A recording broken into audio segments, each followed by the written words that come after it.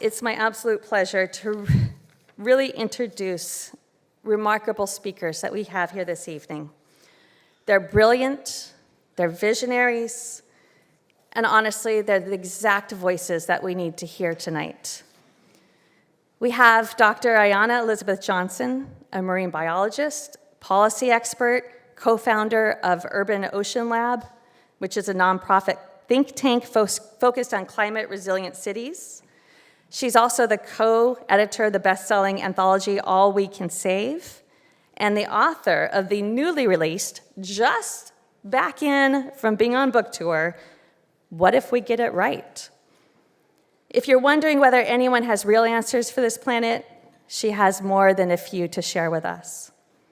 And joining her is Barton Seaver, Maine's beloved, award-winning chef, author, advocate for sustainable seafood in our coastal communities. Just a few of his books include American Seafood, which I picked up for myself. I was able to find one, and is going to be my winter read, as well as The Joyous Seafood, which includes cooking seafood sustainability with more recipes. Just a tiny smattering of everything that he has encompassed and influenced in our lives. I truly look forward, honestly, to the bantering between these two and the camaraderie. Let's welcome our two speakers tonight, Dr. Ayana Elizabeth Johnson and Barton Seaver.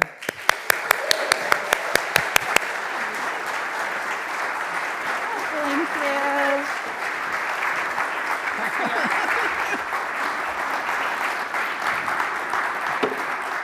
Hello. Hey, everybody! Hi.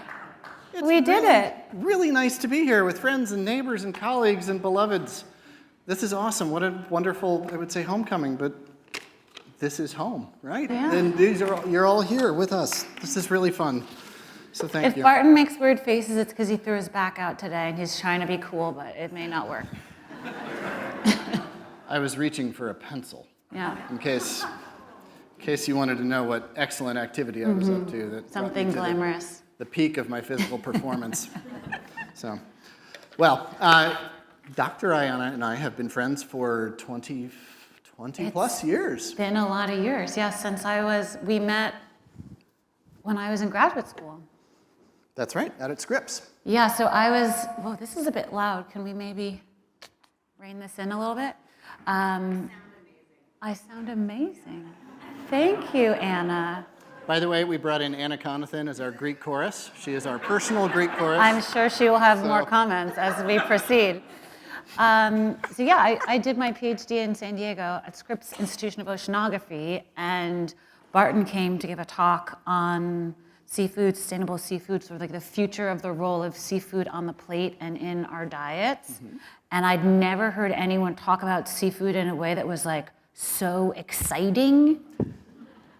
Even though I was literally studying sustainable fisheries management on coral reefs in the Caribbean at the time, having people talk about it in the food way that you were doing was really, at the time especially, like way out there and unique. And you were at National Geographic at the time, which was also like a chef who's an explorer at National Geographic, and you were just blazing this very different trail, and I was like, that dude seems cool, maybe one day we'll be friends.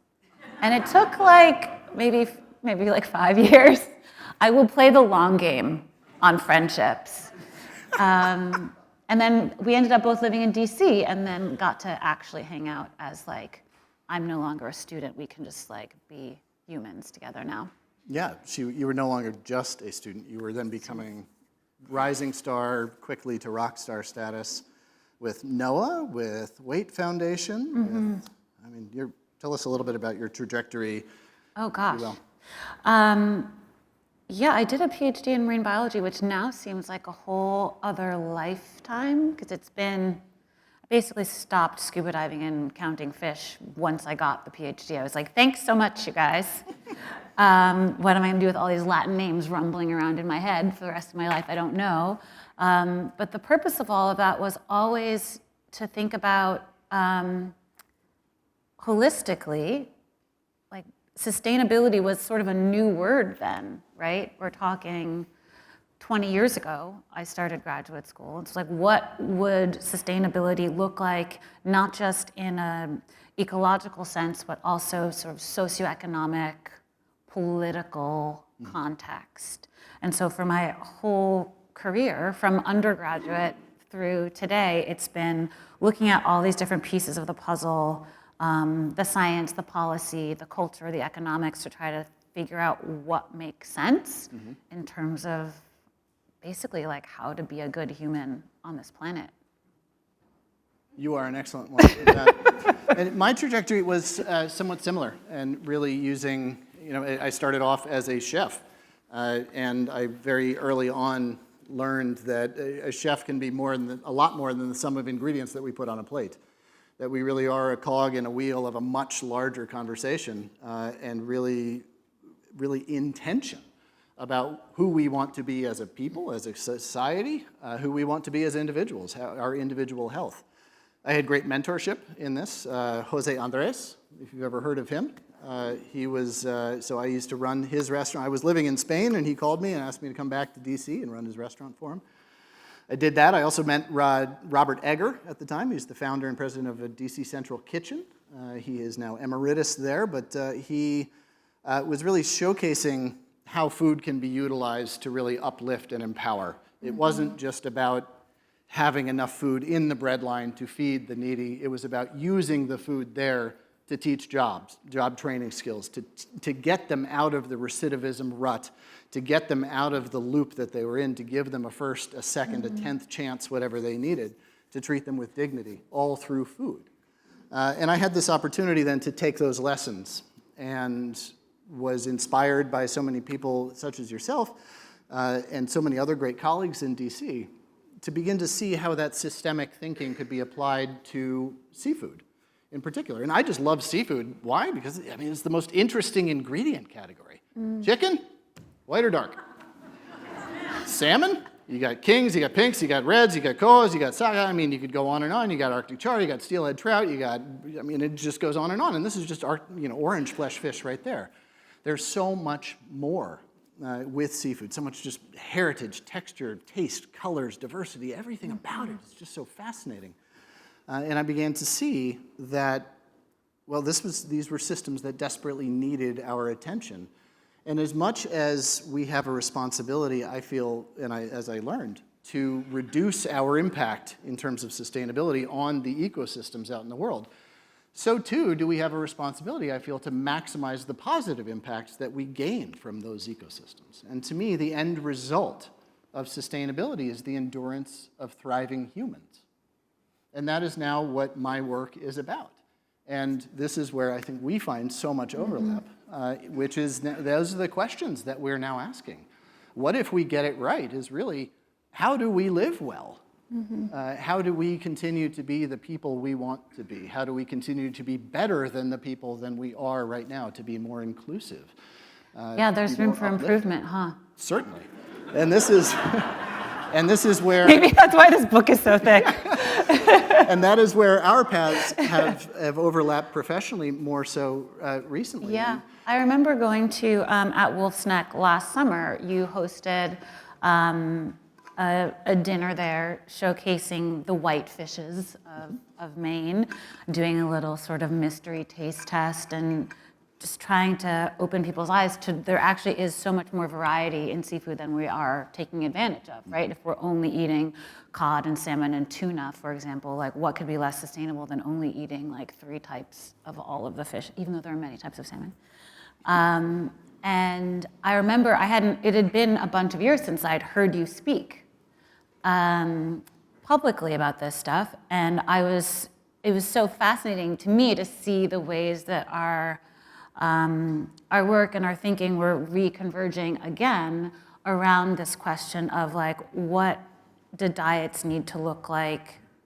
What is a climate-friendly diet for now and into the future as the Gulf of Maine is changing, as it's one of the fastest warming bodies of water on the planet, as we're losing eelgrass, as sea level is going to rise a foot in the next decade or so. Like, what does that all mean in terms of what we eat for dinner? So like bringing it back to this like daily thing we do as humans, which is eat food, and all of the sort of values and politics that go into what we eat, how we eat, who we buy our food from, who we eat with, how we share, etc. So I'd love to hear just kind of, maybe we could bring it home to Maine sooner than later in this conversation with, as someone who's been watching this marine ecosystem much more closely than I have for many years now. How long have you lived here? 11 years. 11 years. I'm 2, you guys. It's my 2nd anniversary. I met Congresswoman Pingree at your house 2 years and a month ago, and she was like, you have to move to Maine in time to vote for me. And I moved to Maine 2 days before Election Day 2 years ago. Yeah, so I'd love to hear sort of like what are you thinking about now as far as like seafood and Maine and just what should be on our plates in this moment? Cool. Thank you for that. And I want to bring it, I'll bring that back around to talk to some of the chapters in your books. So I consider myself now a seafood evangelist. It's my mission to get more people across all demographics to eat more seafood for the reasons of positive public health, environmental, and economic outcomes. So often when we've looked at sustainable seafood in the past, we've looked at it through the very blinder lens of, is this or is this not biologically sustainable? Which is a very important question to answer in the affirmative yes, right? But there's so much more to it, especially when we think about how we use seafood, which in this country, literally in the way that we ideate menus, in the way that you order off menus. Oh, what do you have for dinner tonight, sir? Oh, I'll have the salmon, right? We order by protein here in this country. So as such, we need to then look at seafood in context. So against beef, pork, chicken, lamb, veal, turkey, and goat, the things that we actually eat in this country, hundreds of pounds more than that we eat of seafood. And when we do so, seafood, I say, has a fin up in the sustainability game. Barton, are we gonna let him get away with his dad jokes? I mean, I know you're a dad, so I guess you get a pass. Anna, what's your verdict? Can I get away with that? A fin up? Okay, all right, we're gonna go with it. There are some just physiological efficiencies that come with living in a buoyant natural environment as opposed to what is really a very tough environment that we don't recognize the stuff. Why? Because we've evolved to live here. But we have lots of big bones and lots of connective tissue, and we spend a lot of energy keeping our blood and brains warm, and fish just don't. When you look at from greenhouse gas emissions to land use alterations, feed conversion ratio, freshwater use, antibiotic use, bottom line is seafood begins to look really good in a conversation of, if I'm going to eat animal protein tonight, which one should it be? It's like, wow, well, the category of seafood looks pretty good. There is a lot to fix about seafood. There is a lot yet to fix. There are horror stories, absolutely terrible, terrible things happening out there. But there's also a lot of really good things happening out there that we don't really get to read about. And while there's much yet to fix about seafood, it's now time to start thinking about how do we use seafood to fix some of the other problems. And especially when we begin to look at public health crises in this country. My work at Harvard over the years looked at sort of the macro public health impacts of what marine food systems bring to our communities. But from an acute nutritive perspective, bottom line is one of the most dangerous things Americans do every day is we don't eat enough seafood. There is what can be considered an epidemic of a lack of omega-3s in our diet. So much so that my colleagues at Harvard, Dr. Dariush Mozaffarian, who's now the Dean of Nutrition at Tufts, he said the 3 S's of public health: don't smoke, wear your seatbelt, and eat seafood. It is that important in terms of the radical impact, positive public health impacts it would have on our bodies. And when we look at the economic impacts of seafood, it's easy to see that on display clearly here in Maine, right? But seafood is a system, comes from systems that we often don't understand. Why? Well, it's executed by someone else, somewhere other than we. And it's hard to see how our choices really impact people. But when we look at food systems globally, agriculture accounts for 98% of what we eat on this planet. and it accounts for 25% of the livelihoods on this planet. Seafood, being 2% of the food that we eat, accounts for about 11% of livelihoods on this planet. So when we ask the question, oh, should we be eating seafood? Well, that's a question for many of us in this room are really blessed and fortunate to ask. But the bottom line is globally, we must continue to eat seafood in ways from wild capture because that's how important fisheries are. And when we begin to look at some of the positive opportunities, especially with aquaculture, about 60 to 70%, depending on how it's measured, of people employed globally in aquaculture, the farming of finfish, shellfish, and Seaweeds. aquatic plants, about 60 to 70% of those people are in fact women. And most of that in the developing world. Why is that? Well, however of a BS reason there is for this, there's no traditional male workforce to displace. These are new systems that are being created, so these are new economic opportunities. It's true in the US as well. It is very true. There's a lot to do in terms of gender equality in seafood. 4% of leadership in the seafood industry is women. That is egregiously lower than many other industries. So there's a lot to do there, but there's also so much to recommend seafood as a solution. And so as I say, it's like, hey, people, we got to fix seafood, but it's time to start using seafood to fix people. And so when we look at systems... Oh, what do you think? Has he earned his title of seafood evangelist? That's the argument. Yeah. Usually I had pounded the pulpit several times by now, but Yeah. my back is... Are there graphs too, usually? What's that? Graphs? Do we have any graphs usually? Only in my classes, but yeah. Usually just pretty pictures. You of guys food. are really getting off without any graphs Yeah. tonight. But what this comes back to is sort of what is a food system with intention? What are we using this food to accomplish? What if we get it right is another way to ask that. So turning it back to you. Yeah. Brian Donahue, someone who is extremely impressive in so many ways. That was one of the chapters that I found really most intriguing, and you really introduced me to his work. Could you tell me a little bit about your understanding of that food system with intention? Yeah, so Brian Donahue is both an academic professor. He was at Brandeis for maybe 20 or 30 years. He was head of the environmental studies department there.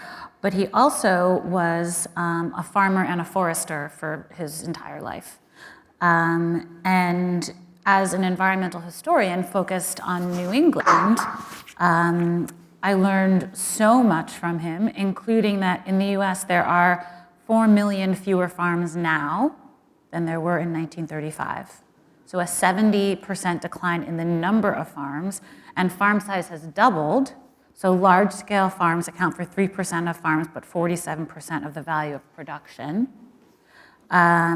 And so our conversation, so this book is largely based on interviews. There's 20 interviews in the book, and Brian is one of the first ones.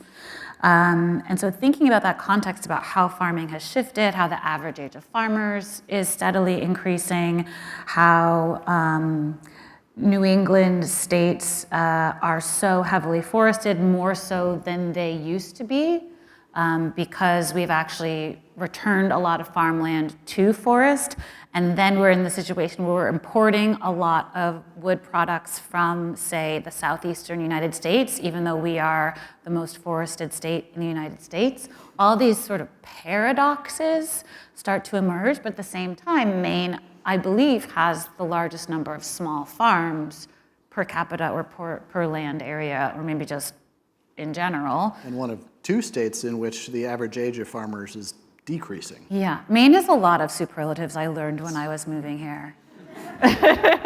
Like oldest-ish, whitest-ish, most small farms, most forested. Best seafood. You heard it here first, or maybe not first. And so the region of New England only produces like 10% of its own food now. So he has been working on what would it look like for us to get that number back up to, say, 50%, with no delusions that we could produce everything here. But New England used to produce a lot of its own meats and vegetables, in particular fruit trees, orchards, et cetera. We'll always need sort of the Midwest for the big grains and all of that. But there really is this opportunity, and one of the organizations that he's part of, New England Food Vision, actually has laid out what that plan would look like for 30 years from now, to have farming and fishing really come back in some sense, like as my mother would say, who's sitting here in the first row, back to the future, right? I don't think she's ever seen the movie. But this idea that there's like all these things we can pull from the way things used to be that will actually help us build the future that we need. And he couches this whole New England food vision also within the politics of this moment, talking about the incredible political divide in America that has never been more clear to all of us than in the last week, and how this rural versus urban divide is a big part of that, and farmers versus city people is a part of that. And the Electoral College reflects this divide as well. And so he argues that young people repopulating rural areas to roll up their sleeves as farmers and good neighbors is actually a way to both improve our food systems and sort of heal the country. And I found this to be an incredibly compelling vision. It's actually the first in a series of dominoes that fell that ended with me moving to Maine. Thank you, Brian. Okay. So thank you, Brian. Another one of those, because you mentioned mentorship before, is that my PhD advisors moved to Maine. I was their last graduate student, and then they moved to their home in Brooksville. And so having visited them, I was like, this is pretty great. And then also, because I saw Kim Hamilton in here, I think, from the Island Institute. Hi. I went to the Island Institute's annual symposium 2 years ago, September, and The afternoon before you had dinner. the afternoon before you hosted this lovely dinner in your Gave backyard. you the main sucker punch. Oh You should man, move here it like was men like are. 70 degrees and sunny, and the foliage and the dinner parties, but really it was at this Island Institute event where I was invited to speak, listening to the people who spoke before me, who were talking about how do we get the lobster fishery off of fossil fuels? How do we think about refrigeration that's decarbonized? How do we deal with sea level rise? Like all these like super practical problem-solving things. And that's the thing that I am most drawn to in this world is problem solvers. Like I don't need to listen to you complain. Anyone can complain, but show me the doers. And I'm in. And I was like, oh, maybe these are my people, even though I'd like been here once before for like a weekend. And I think that's sort of the special thing about this state, about this community. Why, I bought a house and like a one-way ticket to Maine, because this is like the opportunity that we have at a local level and at a state level to start to be an example for other states, for other coastal communities. You guys are in trouble now that I'm done with my book tour. I'm gonna get like all up in the community meetings. Like, what are we doing? What is the plan? Because I think it's so important for us to show up in these local ways as well. And so when I think about the food system, what we used to talk about in the days when we first met was in the vein of know your farmer.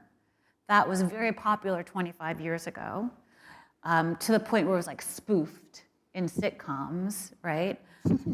But it was never know your fisherman. And when you asked questions about the seafood on the menu in a restaurant, nobody could tell you anything. Yeah, I mean, food comes from farmers and fish comes from the ocean. And so I've always been so frustrated with that disconnect, right? Coming from that academic background, it's just like, how do we not, if we're going to take care with where our food comes from, especially if it's animals, like, can we give fish the respect they deserve as animals? And B, like, let's be more serious about that half of the equation as well. Yeah. And that connectivity is what's so magnetic about Maine. And also, I think, such a big part of the story that Maine has yet to author about our future. And especially with aquaculture, I think we have an incredible opportunity. Aquaculture, just as a global industry, is about 60 years old. Computers are about that old. If you remember, like Ralph Nader was saying that, cars are unsafe at any speed. Computers the size of the Pentagon can't do what our iPhones could do. Industries evolve so quickly, and aquaculture itself has as well. Though it's been around for thousands of years, practiced by indigenous peoples all over the globe. Really, the first salmon net pen went into the water in Norway and then closely followed in Puget Sound 65 years back. The industry really didn't take off until the 80s when trout and catfish started. And then you got the 90s when you had tilapia and swai, basa, tra, and a couple other species, and shrimp taking off. This is all new. And what's cool about that is, wait, we are both the engineers, the architects, and the authors of this chapter. Wow. So much of it has gone wrong, as happens in new industries, right? As we learn, so much is still going wrong, but the opportunities that are in it are really astounding. Dr. Haley Froelich, do you know her at UC System? She did a study, really wonderful marine biologist. She did a study about ocean hotspots. So think of an ocean hotspot as an area that's particularly well suited to the farming of fish or shellfish. Iowa is an agricultural hotspot. California's Central Valley is an agricultural hotspot. So not too hard to just pass that logic onto the oceans. There's parts of the ocean that are not good for farming, right? Well, one of the parts of the ocean that's really, really good for farming is the coast of Maine, with 3,500 miles of protected coastline with a strong marine heritage and skills and working ethic. In an ocean hotspot the size of Lake Michigan, Dr. Froelich estimates that we could sustainably farm equal to the amount of total global wild capture. 90 million metric tons of seafood could be farmed in an area of the ocean the size of Lake Michigan, which is about 1/1000th of a percent of the entire ocean. The Mariana Trench is not a good place to farm fish, right? So this is not just saying oh my God, we could produce so much food. And all of that food has to have inputs that come from somewhere, right? But the bottom line is Maine is so particularly well suited to really lead in the authoring of this next chapter. And what we also have is, as I mentioned, we have a deep As Thomas marine... Henninger would say, he's in the back somewhere. Oh, here. Hi. Hey, bud. Hi, Thomas. We could be the Napa Valley of oysters. We are the Napa Valley of oysters. Not Maine. Freeport. Seriously, I will rate... The merroir instead of the terroir is my favorite word I've learned about no this. Maine oyster that scores beneath a 95 out of 100 in my book, but Freeport oysters regularly score 98 and above. There's something about our waters here. And that's not just hometown bias. That is legitimate. The tenacity of flavor, the hint of tin with iodine, the sweetness of the glycogen that comes up with it. This is what he was doing when I first met him. I was like, you're talking about broccoli. How are you? It's so enthusiastically Salt-fragrant poetic. bromide glory just comes wafting up like a mermaid's kiss, and you just wonder that the entire life aquatic is delivered to you on the sensuous half shell, and you're like, how could anyone resist? Right?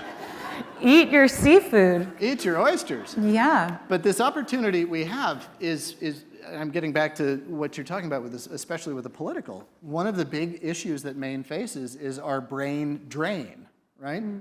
People grow up, they live here, they fall in love with it, it is their home, and then they have to leave to find economic opportunity. Or even the students who come here to go to college. I'm a teacher at Bowdoin College, and a lot of the students want to stay, but they can't find the ways to do that, and they'd love to be contributing And here. aquaculture is a way that we can do that. We have a hometown hero in this very vein. Emily Selinger went off to Evergreen College in Puget Sound and was hoping to find a way to come back here and couldn't. And then she was like, hey, I'm just going to start an oyster farm. And now Emily's Oysters, and she's farming 85,000 right off Winslow. bye, beloved wife. Thank you for taking care of our children tonight. I really appreciate it. Oh, and by the way, while Carrie Seaver is trying to sneak out, I will say that she was advised the interior graphic design of the book. So thank you, Carrie. And designed all of Barton's beautiful books. So if you're like, why is this the most beautiful cookbook ever? It's Carrie. Yes. It takes a village. Love you, babe. Love you too. So that idea that we have this opportunity in aquaculture to ask people to come home, to allow them to raise a family if they choose to in their place, in their ways, with their culture, this really matters. We start talking about what is a food system with intention. And when we get back to the politics of this, I think, read in there, if 4 million Americans were to de-urbanize and move back into rural lands and start farming and embed in that culture, not to gentrify it, but to embed in it, to become a part of it, the entire electoral college system would begin to rationalize maybe a little bit more. There is big, big tidal shifts that can happen when we begin to talk about opportunities in rural lands. And Maine is a rural land. It is the most rural state in the Union. Another superlative for you. So when I look to Emily's oyster with her salt fragrant glory mermaid's kiss on the half shell, it's like, wow, there is so much good wrapped up in this. And that idea of intention, of what do we want this food system to be? What does it look like if we get it right?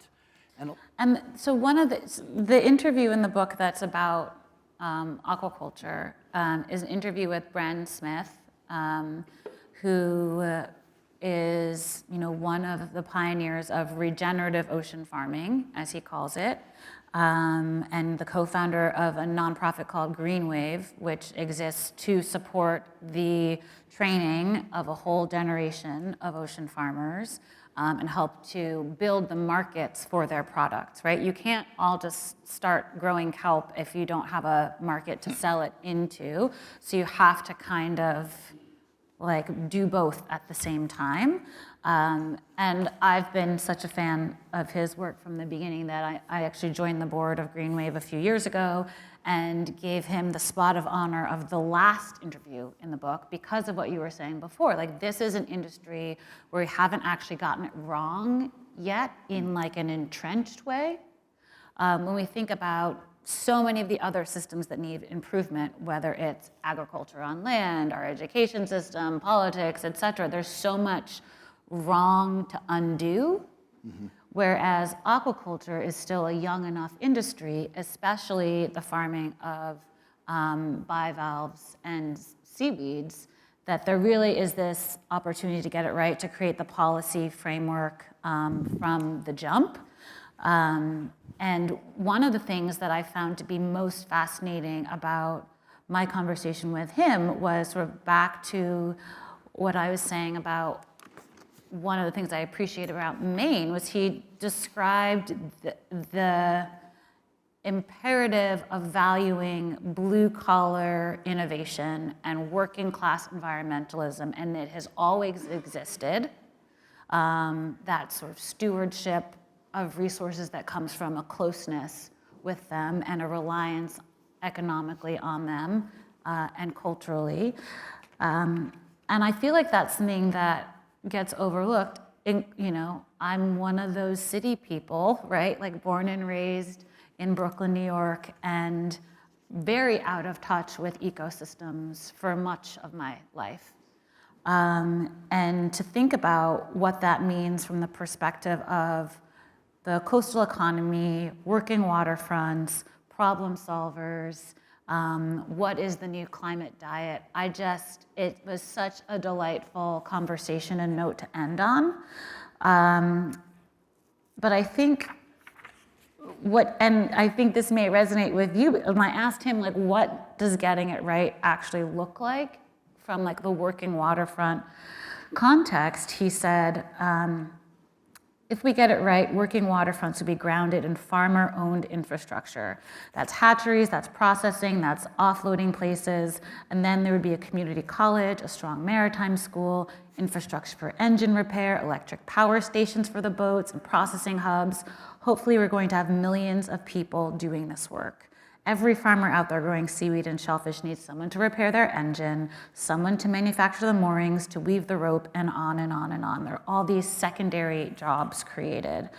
And so I know there are people in this room who are working on like preserving what working waterfront we have left in Maine. That is, an endangered species in some significant way, and that's a policy question, and that is an investment question, and that's a zoning question, and that's a community board question, and it's something that we can, as residents, as neighbors, choose to prioritize, because it's not just like, are there enough people who want to be ocean farmers and fishers? It's, are we creating enough of the supporting the infrastructure to make that industry possible into the future as the world's changing around us. So I don't come to these issues from the person who's out in the water growing the food, although I'm always tempted to drop it all and just farm kelp. But from the perspective of like policy, right? Like as was mentioned in the introduction, I co-founded a policy think tank for the future of coastal cities called Urban Ocean Lab to deal with some of these ocean climate challenges that are specific to coastal areas, because no one else was focused on that from like a nerdy policy think tank perspective. And we know that like 1 in 5 Americans live in a coastal city. So what a miss if we're not really thinking about the policy framework within which all of these hopes and dreams for healthy, thriving coastal communities and working waterfronts need to unfold. There's another aspect to this, as much as it's policy. I just like writing nerdy memos. She's very good like 3 people read, but they're like, She's they also write 3 people. really good at writing incredibly elegant and useful prose that make you just want to keep reading. The book is fantastically well written. Thank you, Barbara. There's also an aspect of policy that speaks to who we are as people. When we think about the Farm Bill, for example, which is Oh God. something. In my next lifetime, it's me versus the Farm Bill. Right. The Farm Bill is about 10% of adaptation stuff. It's about 10% of subsidies, and then it's about 80% SNAP and health and food stamp benefits. So you call it the Farm Bill. It's actually the who do we want to be as a people bill. What do we feel we owe it to our neighbor bill. So some really big questions can get wrapped up in policy. But one of the other things that picking up on what needs to be in our coastal communities in order to enable this, what if we get it right, there also needs to be an effort from us to make getting it right sexy. And I'm not talking about Mermaid's kisses. Mermaid's kisses. There's a series of ads now that the US military is running. And if you watch sports or anything, you've come across these where it's like the young person's in the field and they're having a conversation with their parent. And they're saying, but Mom, I'm doing something really good. I'm using my hacking skills to do this and to protect our blah, blah, and it's this conversation between a mother and a daughter about the daughter's desire to go into the military to do something, right? It's this very effective campaign, and who it's aimed at is not the kids, it's aimed at the parents. It's about getting us to feel like having a son or a daughter or whoever who wants to be an oyster farmer might just be like the thing that we could be most proud of. That matters. We need to upwell that support, that community idea that Anna, how do you feel people about that living. one? The Upwell? Are we letting him do that too? That was perfectly used. It was very good. I just wanted to make sure everyone appreciated it. But we as a community need to decide that makerism Yes. is sexy. That we as Doing a society, real I things think, in the real physical world. I think there's a lot of dissatisfaction in the human condition that grows from our ratio of consumption to creation. The more that we begin to balance that out by doing things like maybe farming an oyster, maybe running a mechanic shop, maybe installing solar panels or driving the buses that we so desperately need in the state. And this is borrowing some points that Ayana had made to me when we were talking about this. We need to upwell support for that. And we as parents and grandparents, which Maine is a lot of grandparents, a lot of parents, we need to make these things acceptable, desirable, sexy even. And that idea that creating community is our purpose. And ultimately, to me, that's what getting it right looks like. Yeah, there's a line in the book where I say the sexiest word in the English language is implementation, which, you know, Which she then said, other that's why I people love might an oyster farmer. disagree with. Because we basically have the climate solutions we need. Like if you remember nothing else I say, just remember that. Because we have this misperception that we need to like wait for some magical technology. Like when we have fusion, then we can like go and get it together. But that's demonstrably false, right? We know how to improve our food system. We know how to improve transportation. We know how to move to renewable energy. We know how to protect and restore ecosystems that are absorbing all this carbon and giving us life on this planet, right? There's not a lot of mystery to what we need to do. It's really just a matter of how quickly and how justly we're going to implement these solutions. And to me, there is nothing better than being on the team of people who are doing the work of making the solutions happen in the world. So implementation, maybe not the sexiest word, but I would argue that the media, and you've given us an example to the contrary, that the media has sort of, not in terms of the news per se, but in terms of culture, in terms of Hollywood, in terms of films, has really failed us in the making climate solutions sexy game. Right? Like if you think about movies that are out there, we're not seeing these things that are truly normal in our lives now. It is normal to have an induction stove. It is normal to have an electric car. It is normal to take a train as a form of transportation. It is normal now to have solar panels on your roof. So like where are the rom-coms where you fall in love with your hot solar installer? Woo! I'm sure this is happening out in the world and we're just like ignoring this new reality, right? Like, where is the couple that is fighting because like you forgot to charge the EV and now we're going on a road trip and now we're gonna stop, we have to stop to charge it and the kids we don't have enough puzzles in the world to keep them busy while we're doing this and like, I'm not speaking to you and we're listening to heavy metal, right? Like, why aren't we seeing Very these? specific. You have to be, it's all in the details, right? And so my wish is that storytelling would reflect our new realities in these significant ways, right? Like oyster farming being like, you know, young women aspiring to go into this field because it's like so cool and there's so much independence to it and it's so gratifying and it's a good way to make a living as part of an ecosystem, as one species in an ecosystem and feeding your neighbors and all those, you know, dinner party scenes that could come from that. And so when we talk about like how to make climate solutions sexy or implementation, I feel like there's a huge role for just the stories we tell ourselves and each other about what we want the future to look like. I mean, the subtitle of this book is Visions of Climate Futures because the premise is most of the stories we're told about climate change are about the apocalypse. Like, not even what if we get it wrong, but like, this is how we will get it wrong and what that will look like.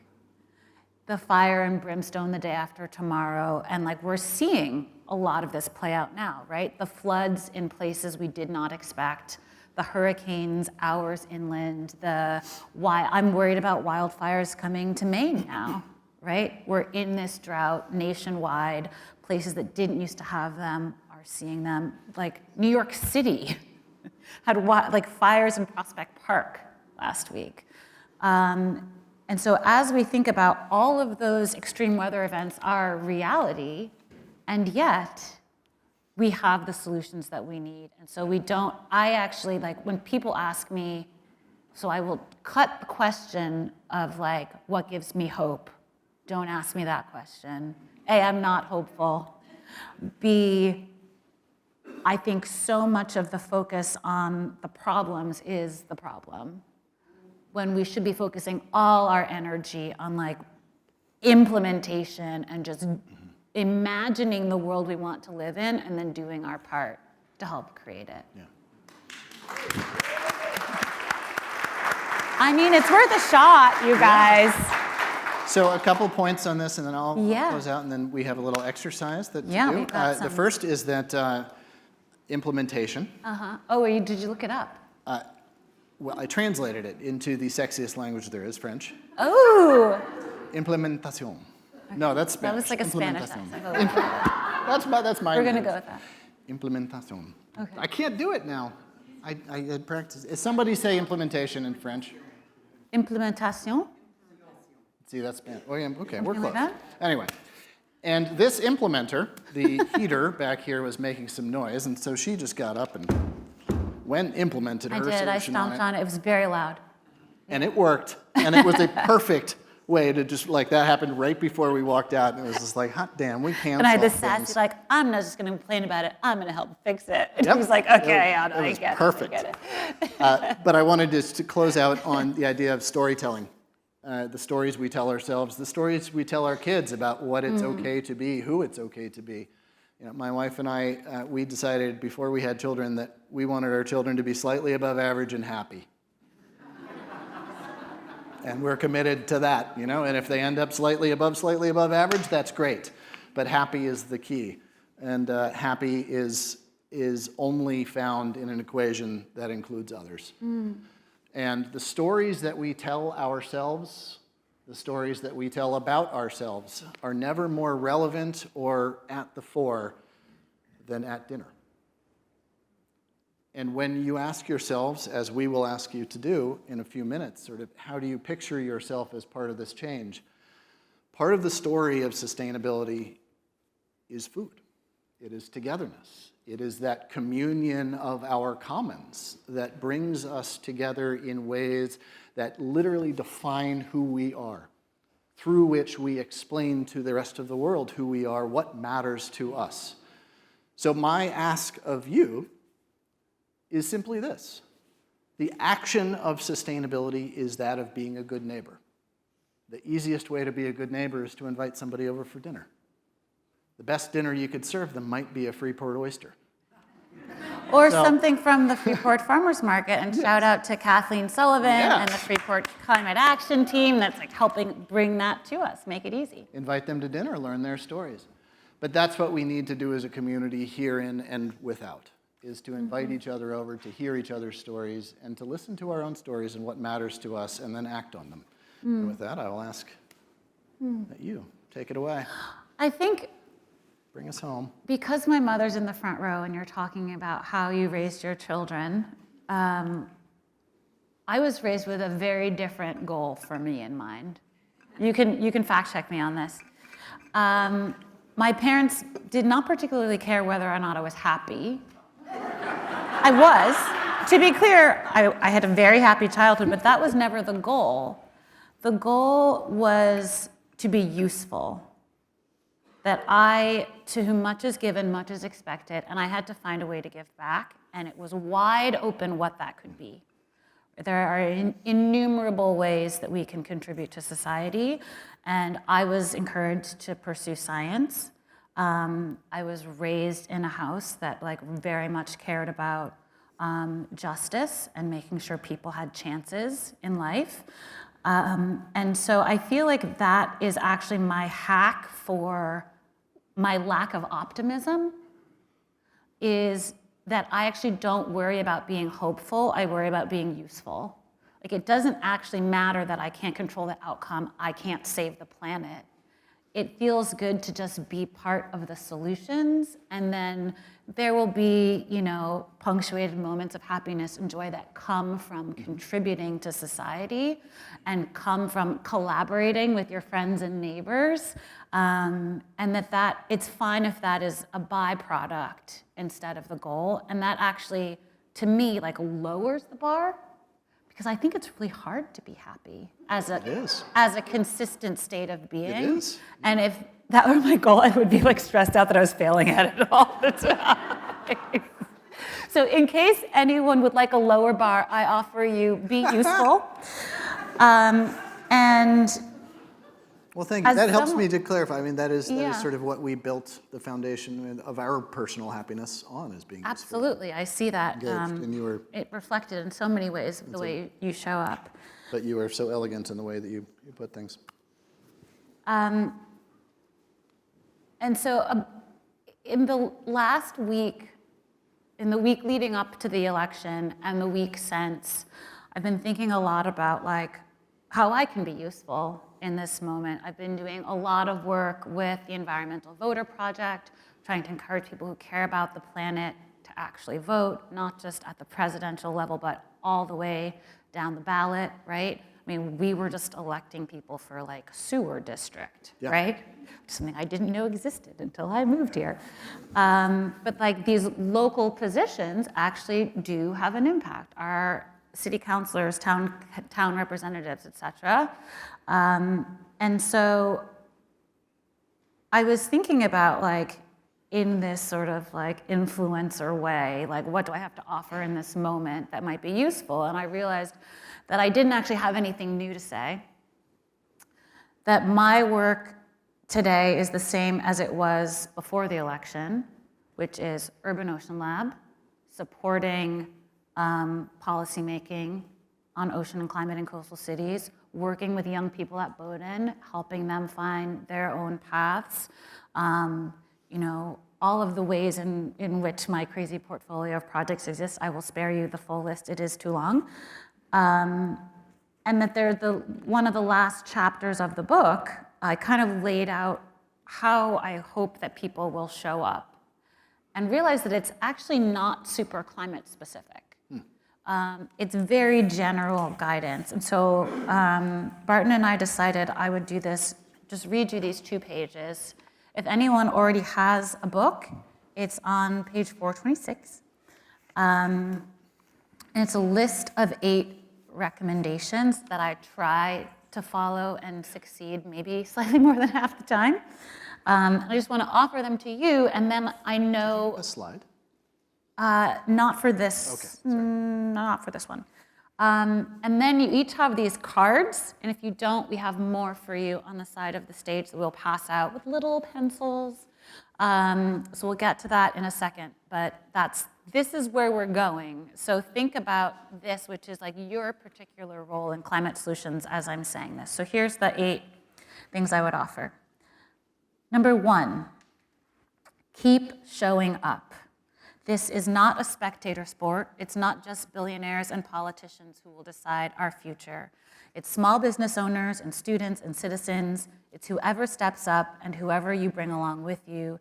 Take breaks, but keep going. We shape the future.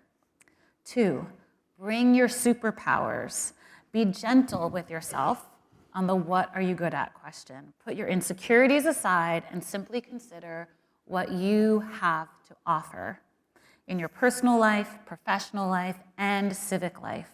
If we each harness our superpowers, that will actually enable the radical changes we need. 3, join something. Contribute your skills to an existing effort, make it possible, build the website, raise the funds, recruit the talent, plan the events. As Bill McKibben puts it, faced with the kind of crisis that we face, the most important thing that an individual can do is to not always be such an individual. In my words, move from I to we. Number 4, find your people. Someone recently asked me, who are your people? And without a moment of hesitation, directly from my soul came these words. My people are conjurers. They don't stop at dreaming. They make something where there was nothing, something needed. They make magic in the real world. It gives me goosebumps to think how lucky I am to get to say that sincerely. Support your people and love them and hold on. Lean into possibility together. Number 5, be a problem solver. The sexiest thing of all. What this moment in history requires is a relentless focus on solutions. Whether your purview is finance, energy, urban planning, manufacturing, construction, law, food, administration, or transportation, there is nothing more attractive than a problem solver. 6, choose your battles. That's how my dad put it. My mom prefers the cornier, do your best and don't worry about the rest. And it's the best advice my parents have given me. Keep things in perspective by keeping at least one eye firmly on the future of life on Earth. Choose something to fight for, and please, no friendly fire. 7, nourish joy. There are so many things that need to be done. Don't pick something that makes you miserable. It's imperative to avoid burnout, so choose what enlivens and energizes you. Take climate change seriously, but do not take yourself seriously. The work can and should be gratifying and punctuated with joy. 8, love nature, and remember that you are part of it. I can't say it better than Rachel Carson. Those who contemplate the beauty of the earth find reserves of strength that will endure as long as life lasts. Keep showing up, join something, find your people, bring your superpowers, be a problem solver, choose your battles, nourish joy, and love nature. Here is what I know. There are innumerable possible futures. I know that we each get some say in which future we'll collectively have and a chance to help build it. I know that every 10th of a degree of warming we prevent, every centimeter of sea level rise we avoid, every increasingly unnatural disaster we avert, every species we save, every bit of nature we protect and restore matters. I know that our efforts add up and that our fates are intertwined. Averting climate catastrophe, this is the work of our lifetimes. So go where there is need and where your heart can find a home. And when it all feels too much, return to this simple guiding question. What if we act as if we love the future? Be tenacious on behalf of life on Earth.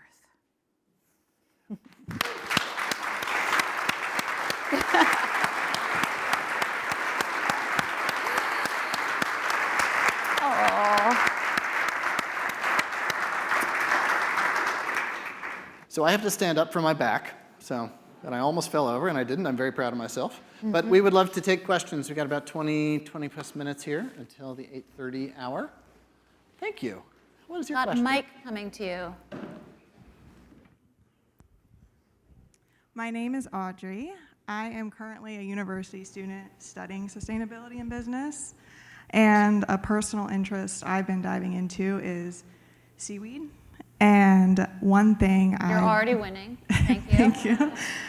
One thing I keep coming back to, it's just been a big loop, is what exactly can't we do with seaweed? What can we do? And, you know, something I've noticed is how much plastic pollution there is. We wear it at this point, we eat it. It comes in almost like every box we order online. It's just everywhere we look. And I love the fact that we reuse, like, you know, maybe plastic bags, but I do think it's a Band-Aid. So maybe it's a lack of funding for seaweed, and I think that's a huge part of it. But I've been trying to understand, like, what industries seaweed can pierce. Can it go as far as replacing optical industries, like certain plastics?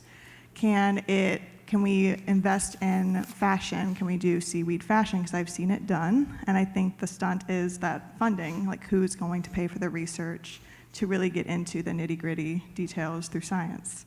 So I was curious how you see seaweed piercing multiple industries and what you think those are. Mm-hmm. Sure. I'll stand just to keep you company. Thanks. So I have a lot to say about seaweed. I'm a very big fan of seaweed. One of the things that I would say as far as plastics in particular is Plastics make me so angry. Because in the same way, Barton, that you were talking about so many things being new in terms of like aquaculture since the 60s, basically plastic is that new too. In fact, 70s, 80s was when we really started to see this explosion of stuff. So I think the replacement of plastics is, and I will say that California just sued Exxon last month for basically pretending that plastics recycling was actually viable when they knew that it was not. So plastic can only be recycled once or twice possibly before it completely degrades and is useless, and even then only specific types. For those who don't, you probably already know this, but for those who don't, the numbers on the bottom of your containers with the 3 arrows around them, we think that means it's recyclable. Literally all that means is what type of plastic it is. It is the worst greenwashing of all time. And now that people are transitioning off of fossil fuels, using more electric cars, solar panels, et cetera, the fossil fuel industry is shifting to petrochemicals to make sure that we still use the same amount just in the form of single-use disposable plastic crap that we mostly don't need. So I have a lot to say about plastic, but part of the challenge is just you can offset that with other materials, but the fundamental problem is single-use disposable lifestyles and culture. That said, part of my vision for getting it right is actually that we slow down enough that we don't order a bunch of crap on Amazon, that we're supporting local stores, that we're not eating everything to go, that we're eating meals with our neighbors and making stuff so that we aren't requiring as much of it. But then again, like a lot of this is out of the consumer's hand, right? You don't get to decide on the packaging that comes with your computer, mouse, or whatever it is that you need. But back to seaweed, now that I'm done with my plastics rant. Only like 6% of plastic in America is recycled. Like the whole thing is just mind-boggling. There is a company called Sway, which is innovating seaweed-based packaging. There are a bunch of other companies that are doing that. It is in part a funding issue and also just sort of like an engineering, material science innovation. Like it is a very new industry in terms of using it as a packaging material. Seaweed is also certainly for centuries been used as a fertilizer, been used in animal feeds, been used in cosmetics. So there's many, many different applications. It's really just a matter of like how quickly it's going to scale and who's going to take the leap and make some of those investments, and how we all start to change what we expect in packaging, because we've very quickly gotten used to like a very particular type of interaction with plastics and like hermetically sealed everything. So I think part of it is consumer education to meet the new products that need to come online. It's a lack of imagination at the moment, also because we've never been given the raw material for that to mold our imagination with. There is an example of this that I would point you to. Read her book. My book does not answer your question, but you're welcome to read it. The chapter, the interview with Bren Smith at Greenwave is really goes into a lot of detail about what are the mechanisms that need to happen in what order, in order for seaweed to really flourish as an industry. But an example of this would be to look at the New England Ocean Cluster and their inspiration, which is the Icelandic Ocean Cluster. And this was developed by a guy named Thor Sigfusson, and he put together, is basically a co-work space for marine entrepreneurs, or entrepreneurs who are involved in some way with something from the water, whether this was shipping, whether it was cod, whether it was bioceuticals, whatever it was. And what happened is just because all of these people were sitting around and began to understand that there was creative resources, there was engineering resources, there was biological resource that wasn't being used, an outcome of this is what they call the Great Cod Machine. So before all of this happened, cod in Iceland, each fish was worth on average $12 to the economy. Now, 100% of every single cod in Iceland is used. from bioceutical, pharmaceutical, nutraceutical, cosmeceutical, I mean, you go on, there's all of these different uses for it, from fashion and leather and all this stuff, and each cod that is caught in Iceland now is worth $3,000.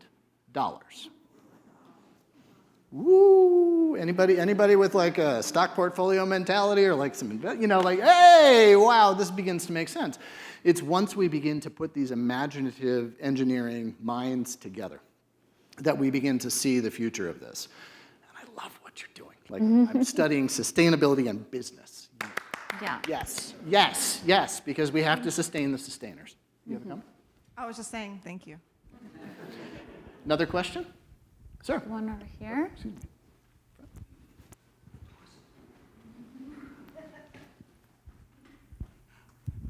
Good evening. Thank you very much. This has been really interesting. Sustainable fisheries, changing fisheries, mitigating the effects of climate change, invasive species. We're on the coast of Maine. Part of this problem seems to be that so many things we can't plan for make it very difficult to make a commitment to certain kinds of aquaculture. When you say things we can't plan for, what are you thinking? The idea of invasive species, green crabs walk in and take over. There are solutions, policy solutions. State of Maine could allow leasing of riparian, clam flats and things like that, but we don't. But the idea that we don't have the ability to start a business and expect to be in business in 5 years, is that something that you're working with in your different sustainability approaches? And what kind of things could somebody who's prospectively going to go into business, what would they be looking at? What should they be focusing on? If I may? Yes, please. I think first and foremost, there's acute answers to that question. There's also sort of larger answers that we as a community need to do. As much as showing up to that invitation from your neighbor for dinner, you should also show up at town council meetings. Okay? That's where democracy happens. That's where it foments. That's where it starts. If you believe in the future of your community, you need to be there participating in it, right? Another part of this is, where is your money? I'm not talking about is in your wallet, in your back pocket. I'm saying, which bank is it in? Because if it's at Atlantic Federal Credit, or if it's at Biddeford, or if it's at wherever else, small localized institutions, they actually know how to lend to an upstart business in the marine space. Bank of America absolutely has no idea how to do this. Also, I Insurance will note companies- that Bank of America, JP Morgan Chase, Wells Fargo, and Citibank are the largest funders of the expansion of fossil fuels. So we should all be moving our money out of those. So when we talk about, absolutely. It's also very easy. There's a website called bankforgood.org where you can find alternatives, but also, I bank locally. Yeah, that's very important. Insurance companies that are local know how to insure an oyster farmer, whereas a national office doesn't. Why? Because there's literally no risk assessment. That work hasn't been done on a national scale. Yes, we have some national scale stuff in aquaculture happening with NOAA and with with USDA. There isn't a government agency that's actually responsible for aquaculture. We haven't figured out who is yet. It's that new. So what we need to do is embed down at the local level, really at the municipal level, to begin to support these things. I would add that, as much as there are unknowns, there are things that we're very clear about, right? We know the water is warming. We know species are starting to move north. We know how ecosystems are changing. There are a lot of scientific projections that have borne out. It's happening just as scientists told us that it would. In some cases, faster and worse, but rarely have scientists been completely wrong about the trajectory of the changes that we're seeing. And so I actually think we have quite a lot of information to plan with more certainty than we might expect, given that a lot of these things are basically a one-way train, whether you're thinking about warming, sea level rise, et cetera. We have those projections and we can plan around a lot of that. The invasive species example you gave is certainly one that's a bit more of a wild card, the ways in which that ripples through ecosystems. But yeah, all of the sort of predator-prey relationships that come with some species shifting their ranges at different rates than others are a bit of a question mark, but we do actually know quite a lot. Thank you. Yeah. Other question? Ooh, in the back. In the back. Hi guys, thanks so much. My question, I agree with you wholeheartedly that the future of food is seafood. And I think I've struggled with my opinion as a consumer of like, I've heard like never eat shrimp and don't eat farmed salmon. And like I'm struggling as a consumer to know or how to form my opinion on like what are sustainable foods out there and kind of like what the right maybe certifications or what we should look for as a consumer of seafood. And also maybe based on your research, what do you see the future of seafood to look like? How does the future of seafood look with how many people we have to feed in the world? Mm-hmm. I think we have differing thoughts on this, actually. I thought you might, and that's kind of interesting to hear. Yeah. Go first. There's a simplified answer for that. One we talked about, which is like know your fishermen, which is much easier to do in a place like this. If you know sort of like what gear they're using, are they people who take sustainability and the regulations that are put in place to manage things well for the long term seriously, et cetera, then support your local fishermen. The United States has some of the best fisheries management in the world, so much better to eat seafood from here, I would say, than what's being imported from places that have very poor management. So that's one thing. I actually, for most people who don't live in a community where they can get fresh local seafood, I have a very simple short list of green go items, right? As we talked about, your farmed bivalves, your oysters, mussels, clams, scallops, if they're farmed, eat them with impunity. I remember hearing Barton say this for the first time, that I could eat as many oysters as I want, and it was actually good for the ocean, and I was like, tell me more. That is true. Seaweed, of course, all that is true. But those industries rely on clean water. And so all the work that we need to do as coastal communities to protect the water quality is super critical to making sure that remains a healthy source of food. I also say apart from the farmed bivalves and seaweeds and the knowing your fishermen, I say eat lower on the food chain. Mm-hmm. So focus on sardines and anchovies, high in omega-3s. They're smaller. When they reach maturity, they're reproducing much more quickly than, say, a bluefin tuna, which is a majestic creature, and I personally don't eat them. I also don't eat octopus because I think they're just too smart and cool. You're welcome to join me in that if you want to.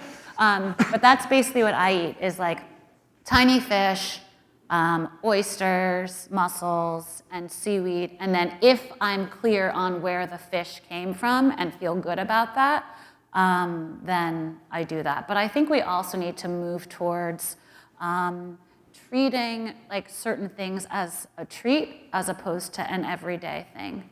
And that's not to say we have to give up on certain things entirely, but just to treat them as the very special animals that they are.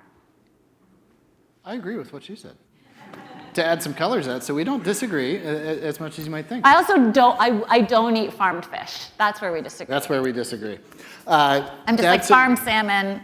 To add a little bit of color to the eat lower on the food chain, if you think about the marine food chain as a diving board, you've got bluefin tuna, you got sharks, marlins, the big charismatic species out here on the end. You've got your contemporary energy of the sun hitting nutrients, photosynthesis, plankton, zooplankton, and as you go out, you get bivalves, shellfish, filter feeders, sardines, anchovies, and you go out. What happens if you jump on a diving board right at the very end? You leverage the system for its biggest impact, right? What happens if you jump here?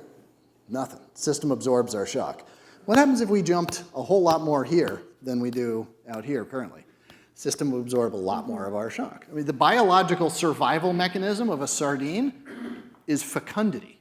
Like herring breed twice a year and have 200,000 babies each time. Sharks, maybe every couple of years and they have 2 pups. Like, right? Like, literally, if you look at a bait ball, you know, these beautiful things you see in National Geographic, their survival strategy is that like 8 of them will like limp away, being like, oh my God. And 8 is enough to like repopulate the next bait ball. It's this crazy thing. So just eating further down the food chain is so important. It's also tastier, it's also healthier for you. Not to say that these aren't healthy, but just this is where the omega-3s are. Oh yeah, And by the way, less these bioaccumulation. are different bioaccumulation. toxins These are also cheaper. are also cheaper. Like, and the only sustainable food you can find at most gas stations is in fact like a can of Jack mackerel or sardines. I absolutely agree with the domestic production. My take on farmed seafood is that there is some farmed fish that's really very good out there. And there's some new, the 80% of both the cost as well as typically the environmental impact of farming of fin fish comes from the feed. So you have to put something in to get something out. With bivalves and shellfish, you don't, right? That's just fed by the environment. What goes in has always been the big impact.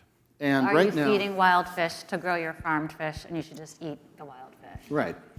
Don't catch 10 pounds of sardines to get 1 pound of salmon. That makes a whole lot of sense.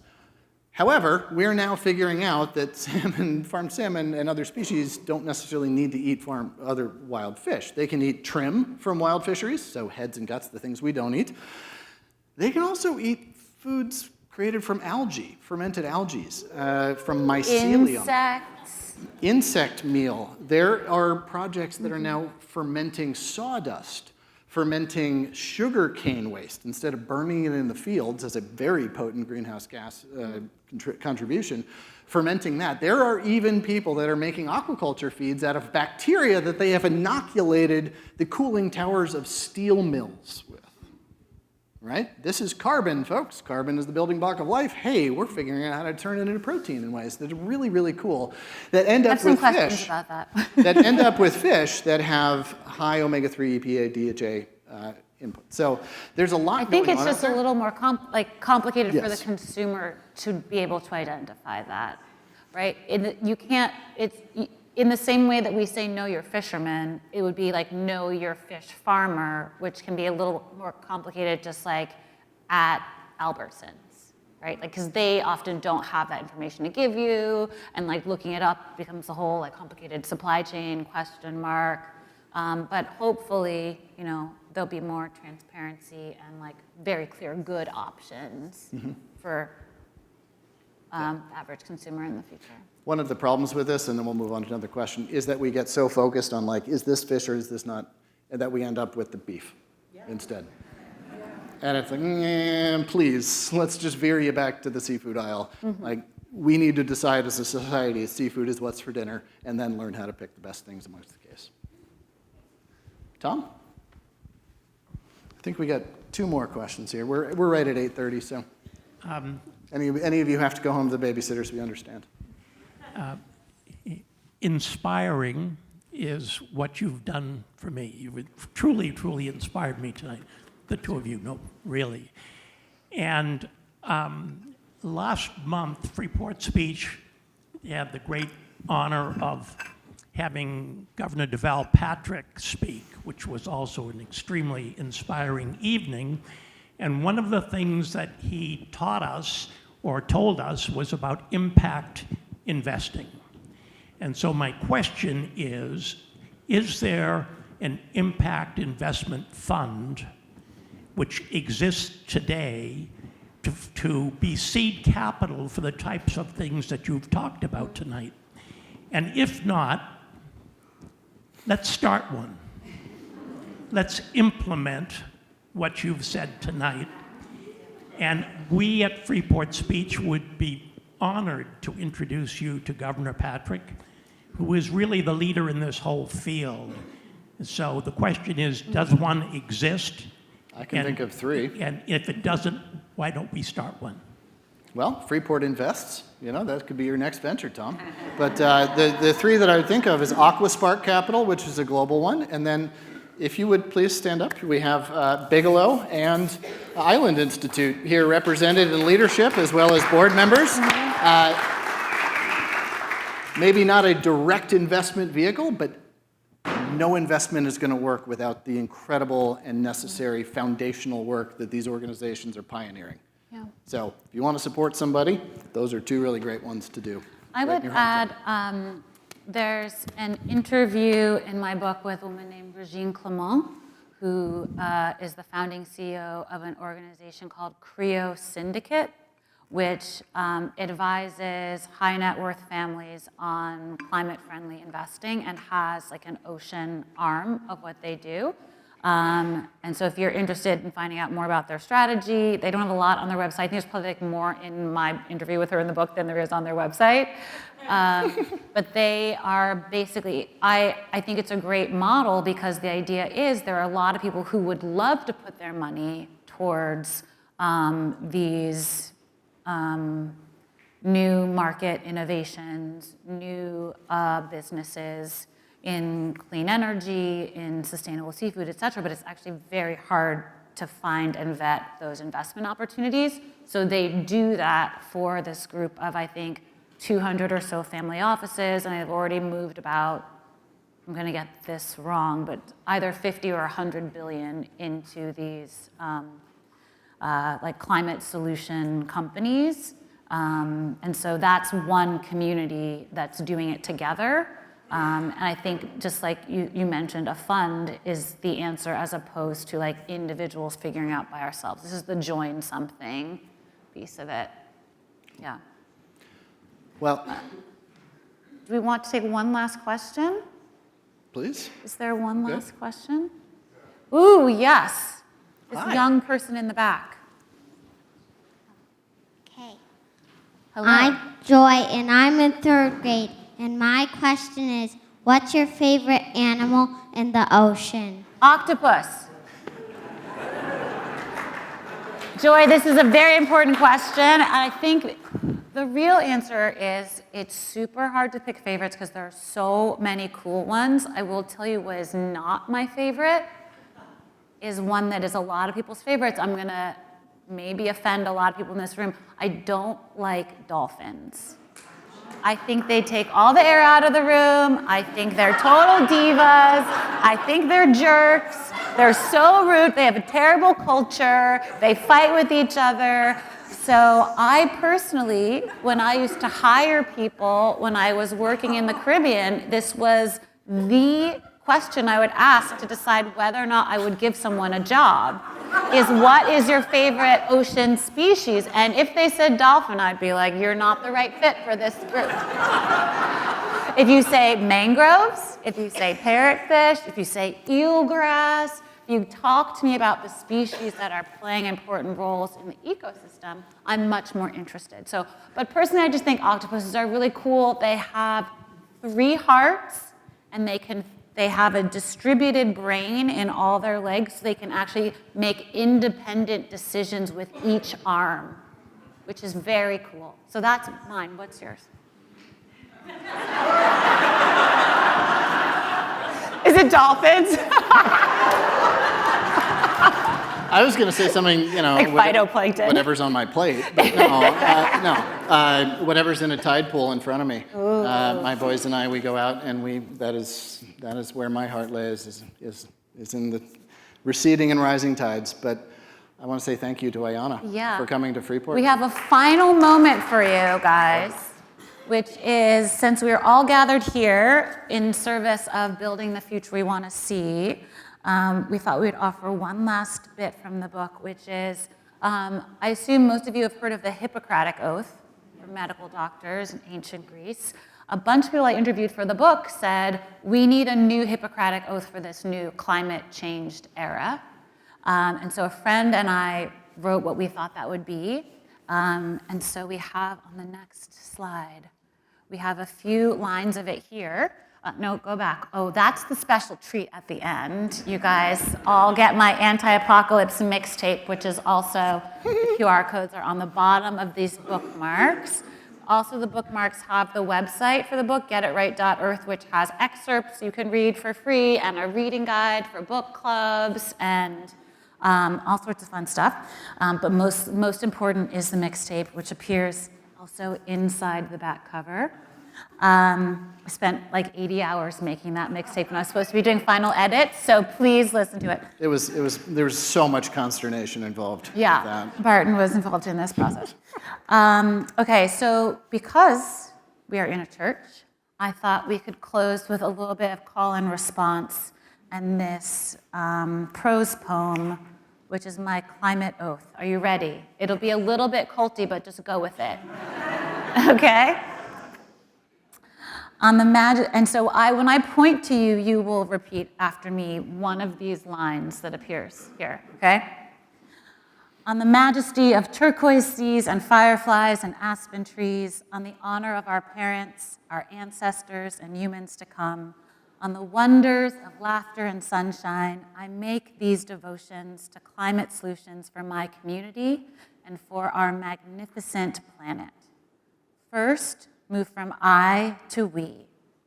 First, move from I to we. We will expand our sense of interdependence. We will rein in our individualism. We will ask, what should we do together? Survival is collective. Our fates are intertwined. Second, do no harm. Do no harm. We will restore and heal, not pollute and deplete.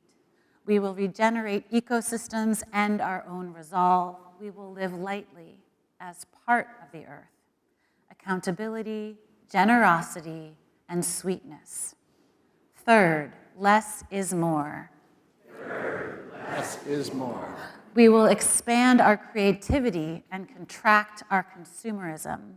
We will conserve and distinguish between needing and wanting.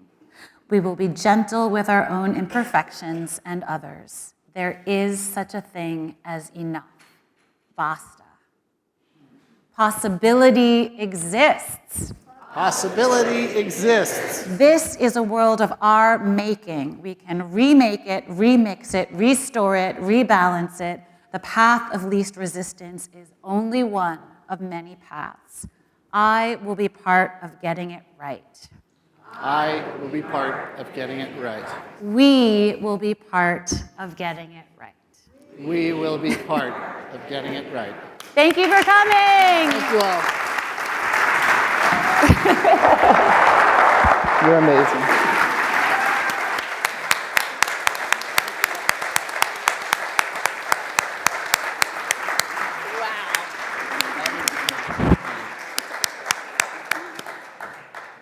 Wow, that was engaging, fun, funny, warm, exciting, and all about our climate at the same time. Well, don't leave the stage. You just stay right here 1 second. This is a really important part.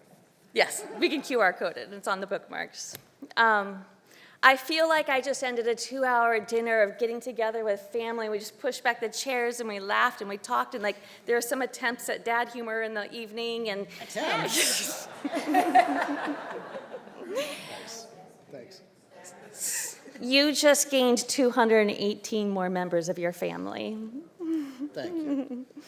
So, Barton, will you host Thanksgiving? I am. In fact, I am hosting along with Freeport Community Services, whose board I just joined. We do, for 21 years now, Jonas has been doing Thanksgiving dinner there. I am helping to take it over this year. Join us on Thanksgiving itself from 11 to 2 to join us for whatever you'd like. Come in, just share a glass of wine, have some pie, have a full meal. Regardless of need, it's about being inclusive and being part of our community. So yes, I will host Thanksgiving. But to that Cracks in her. effect, and before we do our final round of applause to these two, we will be announcing our Freeport speech events at the corner of the year. Please go to our website. Please pass the word forward.